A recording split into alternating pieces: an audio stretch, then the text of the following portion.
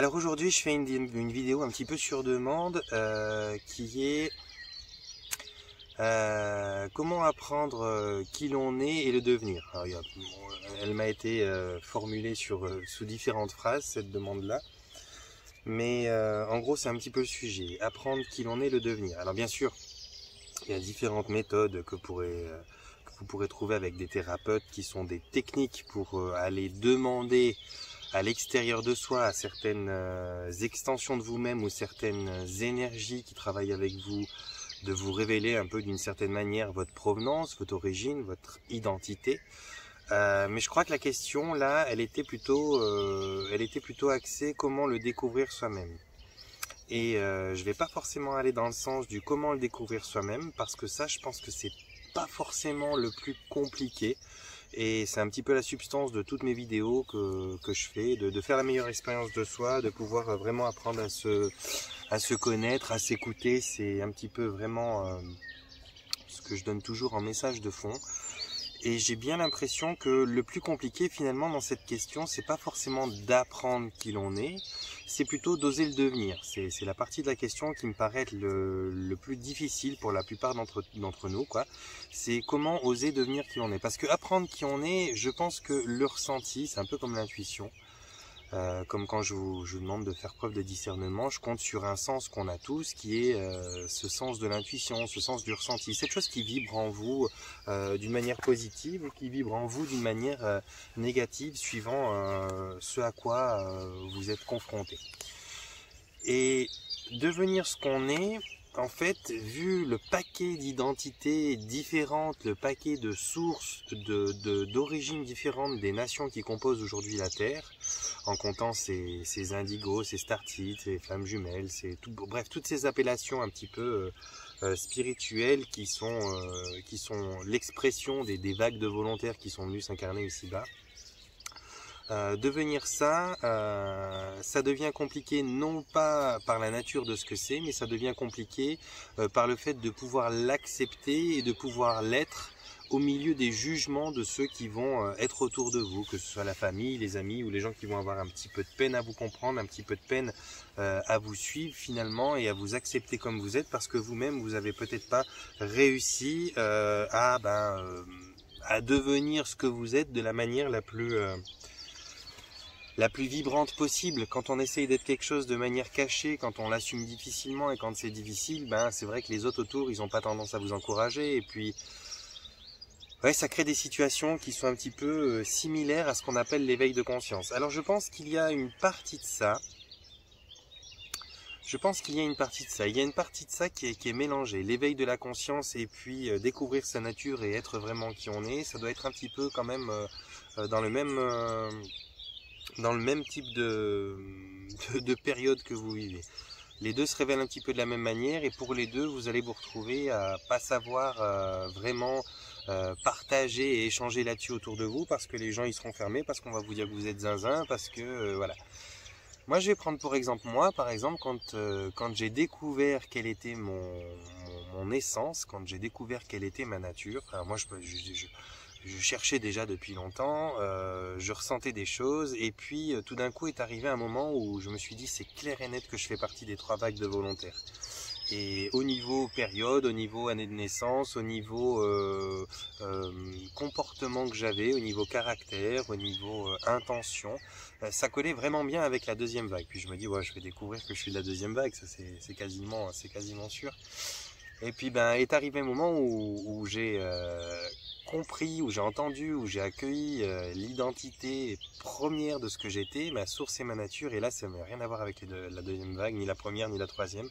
Mon essence est tout autre et j'ai eu beaucoup, d'ailleurs je ne vais pas vous la dire aujourd'hui, ça démontre à quel point elle est particulière. J'ai eu beaucoup de mal à l'accepter. Alors aujourd'hui, je l'accepte personnellement, je la vis, mais je le dis, il se compte sur les doigts d'une main les personnes qui connaissent mon origine, qui connaissent mon essence première. c'est les gens qui sont les plus proches de moi, c'est les gens qui me connaissent suffisamment pour savoir que je suis pas un prétentieux et que je suis pas quelqu'un qui raconte des cracks en rigolant et qui se joue un rôle. C'est des gens qui ne me jugent pas. Donc eux, j'ai pu leur dire et j'ai pu leur exprimer aussi ma difficulté à avoir une telle forme d'essence, une telle nature. Et finalement, quand je ramène ma difficulté à pouvoir l'exprimer au monde entier ou à oser le faire savoir à d'autres, à ce sujet qui m'est demandé, je me dis que finalement le plus dur dans tous les cas, ça reste quand même non pas d'être qui l'on est, mais plutôt de l'accepter et surtout de pouvoir partager là-dessus.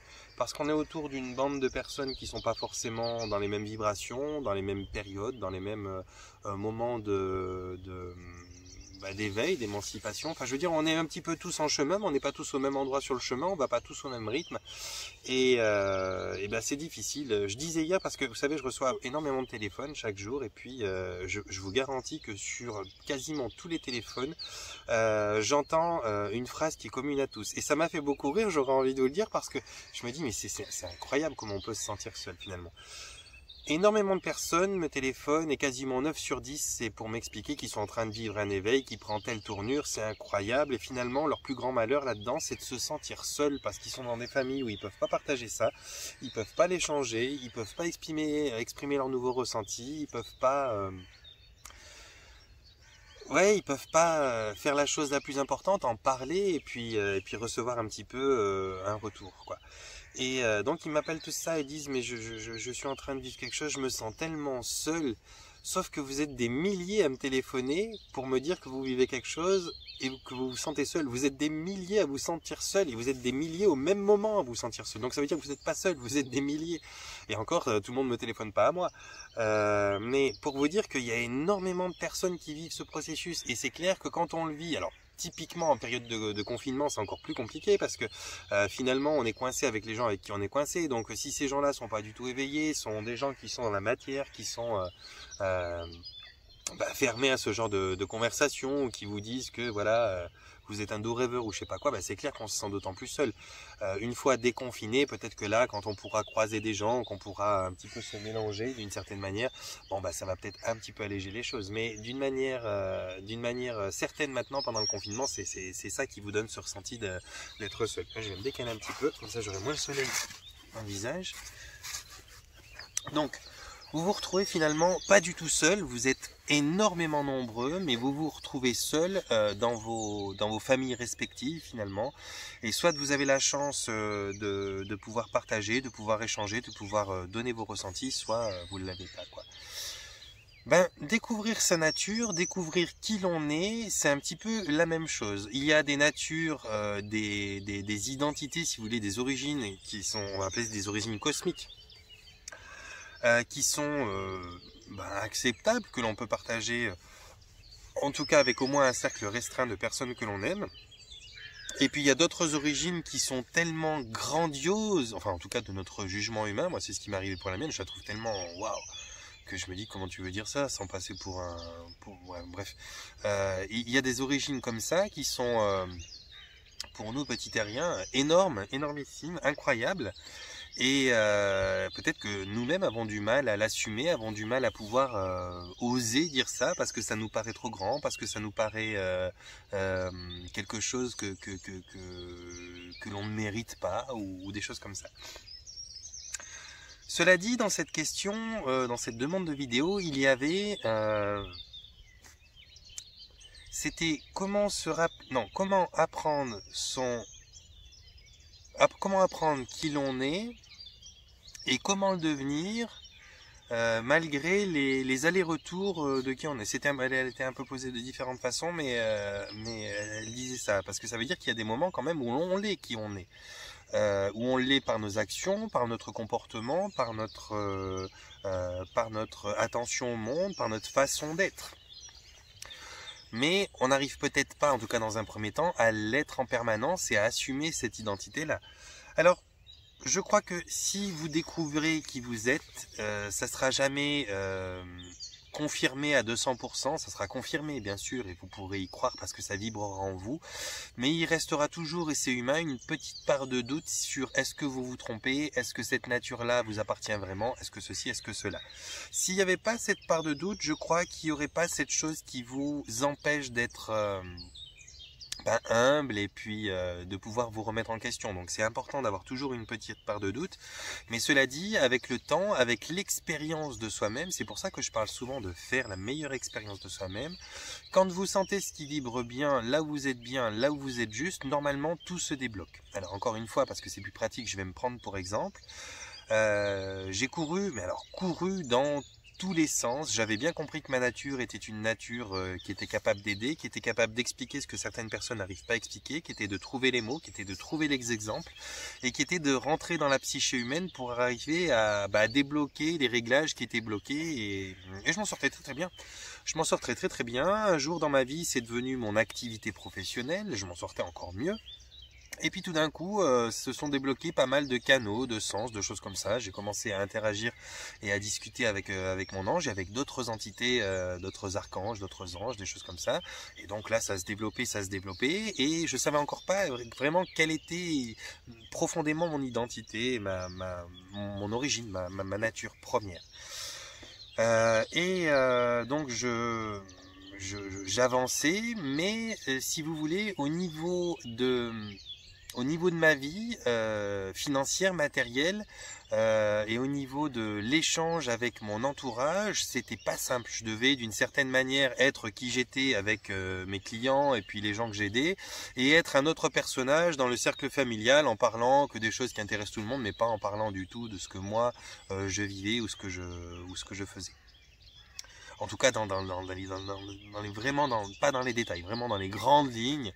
Et c'était quelque chose qui paraissait, voilà, ça c'est le truc pour ceux qui y croient, et patati patata. Et puis de plus en plus, en cherchant, j'ai commencé à développer des capacités, mais en même temps j'étais à contre-courant de la loi d'attraction, parce que j'étais dans l'attente, parce que je me disais mais merde, c'est pas possible, je crois que je suis au maximum de mon potentiel, j'ai que du super résultat, j'ai que des gens qui changent leur vie, qui vont bien et tout, comment ça se fait que j'en ai si peu, puisque tous ont des bons retours, ils me font des compliments, ils sont contents, ils sont heureux, ils sont ravis de m'avoir rencontré, mais malgré tout mon nom se déplace pas extrêmement vite, et j'ai l'impression qu'il y a tellement de personnes qui pourraient profiter de ce que je pourrais leur apporter. Bon bref, j'étais dans une forme d'attente, et cette forme d'attente, l'univers me l'a renvoyée en tant que vibration. Quand tu es dans la vibration d'une attente et d'une demande, et l'univers il t'envoie ce que tu vibres, donc il t'envoie l'attente et puis de la demande. Et puis après, et ça c'est assez récent, hein, après, j'ai complètement lâché prise. J'en ai eu marre et je me suis dit vulgairement dans ma tête, mais je m'en bats les cacahuètes, je m'en fous finalement, je fais ce que je fais, ça ramène de l'argent, ça ramène de l'argent, ça en ramène pas, ça en ramène pas. Si je dois galérer toute ma vie à faire le jonglage avec quelle facture je paye, quelle facture je paye pas, et tant pis, je fais ça, je vais pas me prendre la tête, j'en ai plus que marre, maintenant ça va bien. De toute façon, à chaque fois qu'il y a quelque chose qui s'améliore, j'ai une panne derrière, mécanique ou un gros truc sur la voiture, ou je sais pas quel truc qui me ponctionne le peu que j'ai gagné, je laisse tomber. Je laisse tomber. J'en avais marre. Je faisais déjà, puis c'est des sources de prise de tête dans la famille, parce que il y a beaucoup de gens à qui j'ai fait des prix exceptionnels. Certains m'ont pas payé, tout ça parce qu'ils étaient dans des situations qui sont catastrophiques, et moi je trouve abominable de faire passer l'argent en premier. Donc je leur dis écoutez, vous pourrez quand vous pourrez, l'important c'est que vous sortiez de cette passe, et puis peu importe si vous n'avez pas l'argent tout de suite, mais c'est maintenant que vous avez besoin d'un coup de main, puis moi je vous le donne, on verra plus tard. Et puis certains m'ont payé, certains m'ont pas payé, certains m'ont payé qu'un tiers ou qu'un dixième de ce qu'ils devaient me payer. Bon bref, moi qui étais déjà pas tellement hors de la merde, je me mettais un peu dans la merde avec mes actions. Souvent j'allais loin, je demandais 20 francs pour une séance parce que la personne elle était apprentie, puis ci ou ça. Moi je faisais déjà presque 20 balles de déplacement. Je me tapais encore une amende parce que j'étais assez con pour aller trop vite et puis me prendre un radar. Donc finalement j'avais perdu de l'argent quand j'allais faire les séances. Et puis bon ça a été un moment, ça mettait des tensions à l'intérieur de la famille, parce que on me disait ouais mais attends t'es gentil, mais au bout d'un moment que tu gagnes pas d'argent c'est une chose, mais si en plus t'en perds, là au bout d'un moment moi je peux pas gagner de l'argent pour 2 et puis pour 5 comme ça quoi. 300 francs quand même qui font du sport, qui coûtent passer, voilà, et il y a des choses à payer, et puis il fallait que j'arrête mes conneries.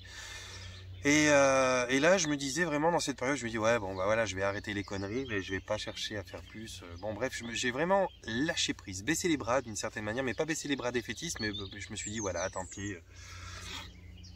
Je suis là pour avoir un rythme qui est celui que j'ai, et puis ben voilà, ma foi, il n'y a pas besoin de plus, il y a des hauts, il y a des bas, il y a des moments, des périodes où pendant 2-3 mois c'était assez sympa, on pouvait même envisager un resto, des vacances ou des trucs comme ça, petites vacances camping quoi.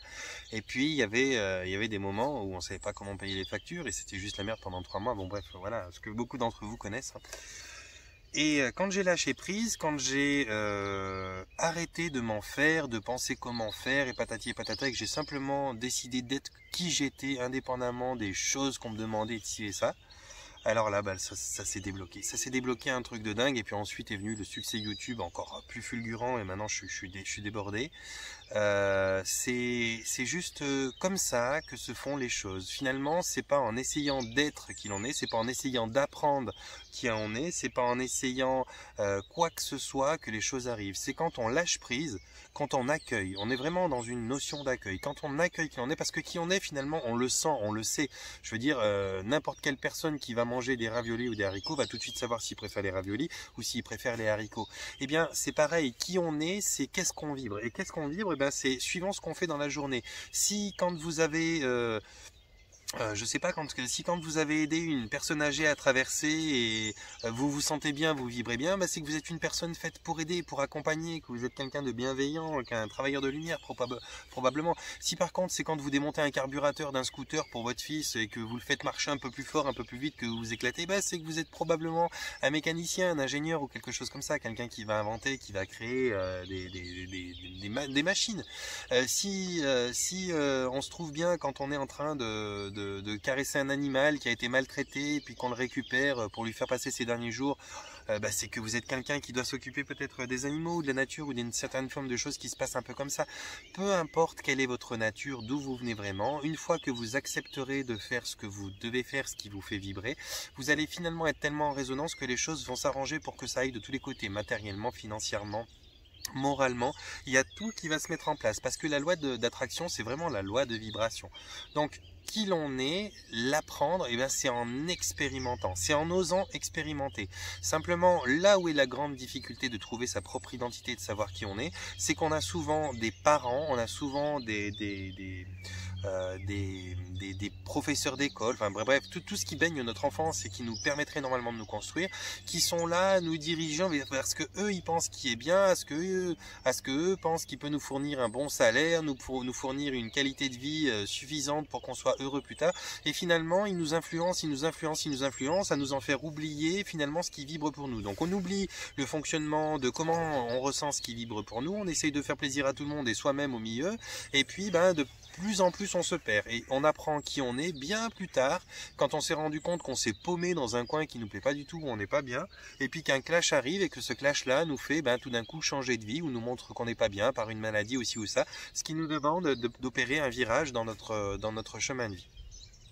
Donc, je pense que l'important, encore une fois, c'est pas forcément de chercher d'apprendre qui l'on est, c'est une fois qu'on ressent ces choses-là, c'est de les écouter profondément. Comme quand je vous demande de faire preuve de discernement, écoutez profondément ce qui vibre au fond de vous. Vous avez en permanence dans vos messages, dans vos demandes, des besoins de confirmation. Et ben, je pense que c'est un peu ça aussi. Quand on essaye de trouver qui l'on est, on a souvent tendance à demander des confirmations. Mais personne d'autre que toi va pouvoir te dire qui tu es. Personne d'autre que toi va pouvoir te dire ce qui te fait vibrer et ce que tu aimes. Il y en a plein qui te ressemblent, mais bon, c'est pas forcément ceux que tu fréquentes. Et même ceux qui te ressemblent, c'est pas exactement toi.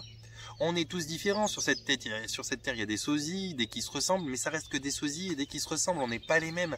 Donc certains seront de certaines natures qui sont plus ou moins standards, on va dire ça comme ça, qui seront peut-être faciles à assumer, donc là c'est pas trop un problème, et certains auront des natures qui sont mais incroyables quand on est une sorte d'être incroyable, et ben ça sera d'autant plus difficile de l'accepter suivant son entourage et de l'être. Alors la mission, c'est pas de chercher qui l'on est, c'est d'accepter de ressentir quand on l'est. C'est d'accepter sa nature quelle qu'elle soit. Il n'y a pas de juste, il n'y a pas de faux, il n'y a pas de meilleur, il n'y a pas de moins bon. C'est pas parce que tu es mécanicien que tu es moins valable qu'un éminent thérapeute ou gourou ou sage ou mage, j'en sais rien quoi. Non, si tu vibres juste et que tu fais exactement ce que tu dois faire comme tu le fais le mieux et que tu te sens bien, on dit souvent, il y a une phrase qui dit trouve ce que tu... ou aime ce que tu fais ou trouve ce que tu aimes et tu n'auras plus jamais à travailler. Ça veut dire qu'en fait, quand tu fais quelque chose que tu apprécies vraiment, bah, c'est plus un travail pour toi. Tu peux passer des heures et des heures, puis t'es pas épuisé, t'es pas en train de te dire je voudrais rentrer, t'es même content, t'as envie d'y rester presque. Et ben c'est un petit peu ça. Trouve qui tu es, t'auras plus non plus jamais à travailler, plus jamais à te justifier, parce que quand tu es ce que tu es, quand tu le fais, quand tu oses le faire, eh bien la vibration qui s'en émane, elle est tellement juste et harmonieuse que plus personne n'ose rien dire. Je vais me prendre encore moi pour exemple, pour le coup. Moi ce que je fais, comme je vous le disais, je l'exprimais dans la partie la plus cartésienne. Même mes vidéos sur YouTube n'étaient pas du tout axées à un plan complot ou machin, truc comme ça. C'est très récent ça que je le fais.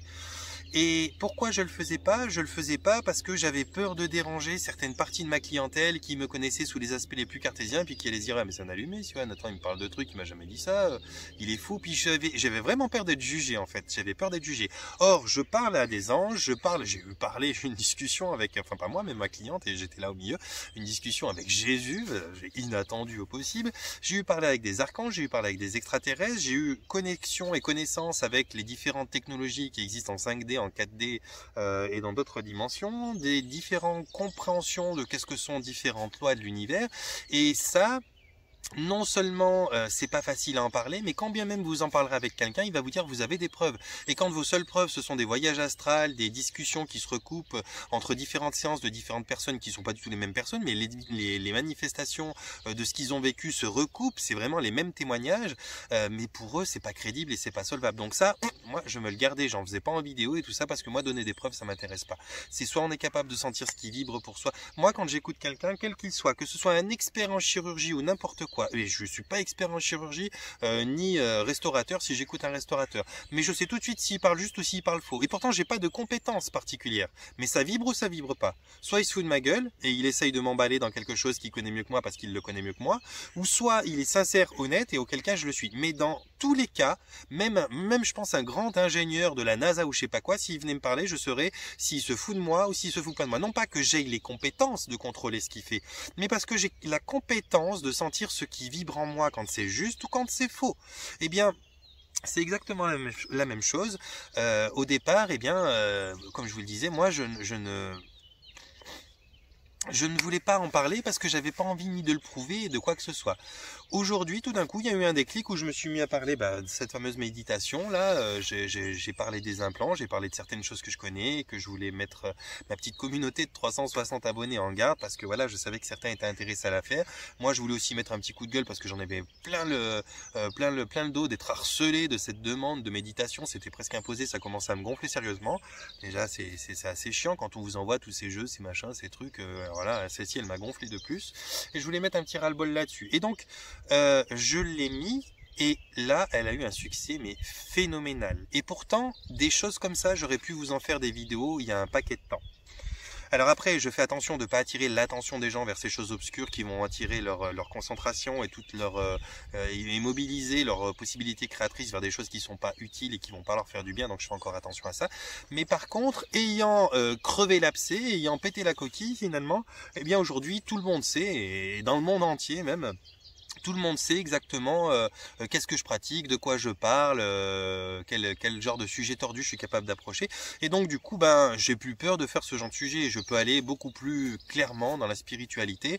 Ce qui était avant la majorité de mes clients, qui étaient des clients cartésiens et pas trop dans la spiritualité, des choses comme ça, à part des petites quantiques, mais pas fulgurantes, est devenu maintenant la minorité des gens que je traite. Et maintenant, j'ai une majorité de personnes qui sont vraiment des éveillés ou en éveil de conscience, qui ont envie de participer à des séances extrêmement spirituelles, qui sont capables d'entendre des choses de personnes éveillées, qui sont des gens qui ont la foi, qui savent ressentir, qui savent comprendre une...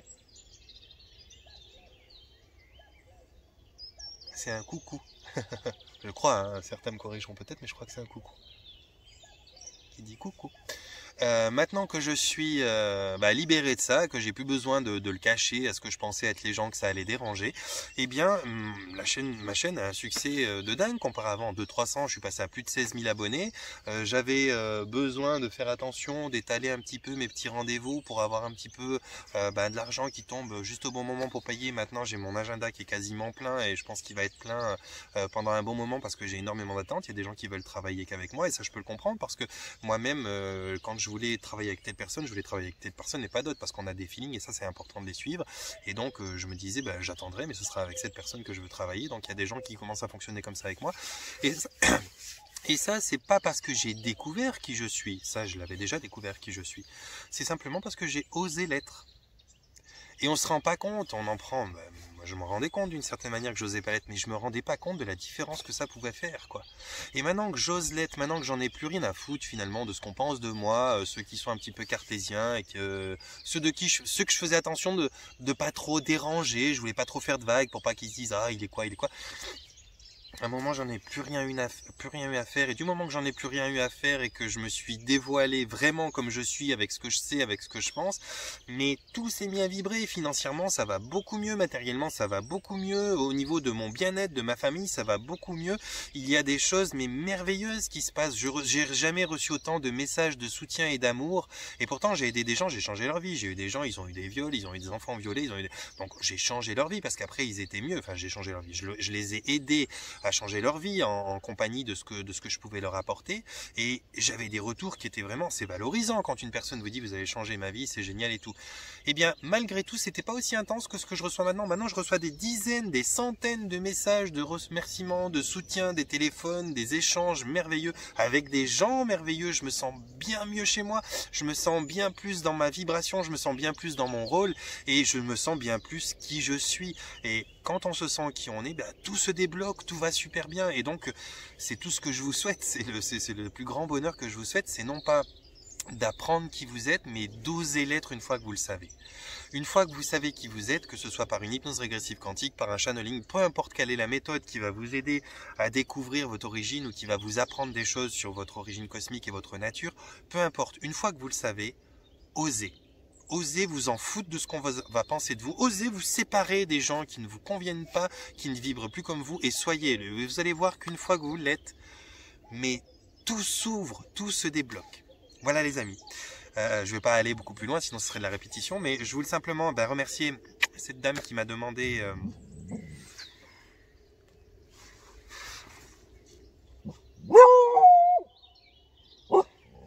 Ok.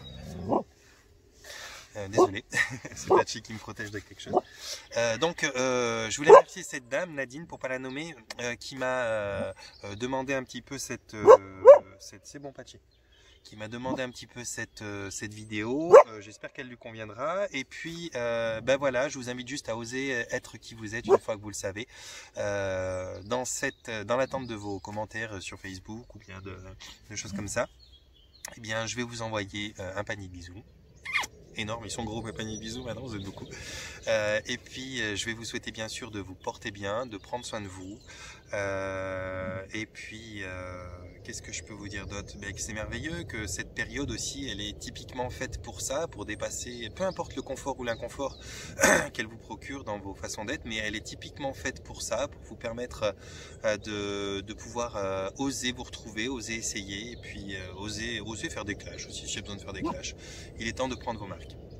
Voilà les amis.